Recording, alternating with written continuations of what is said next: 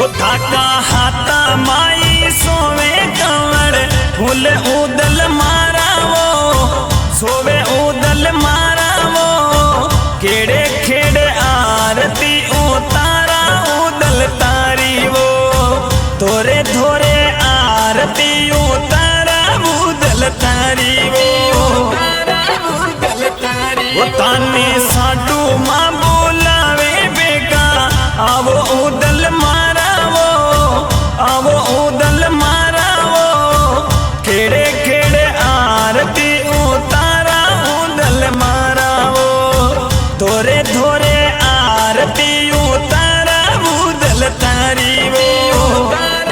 उदल तारी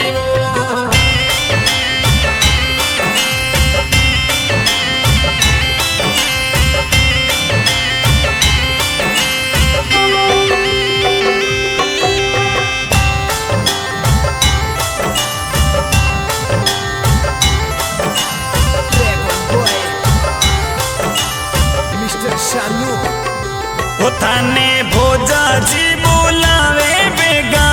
आवो उदल मारा वो आवो उदल मारा वो खेड़े खेड़े आरती उतारा देव जी तारी वो तोरे धोरे आरती उतारा उदल तारी वो।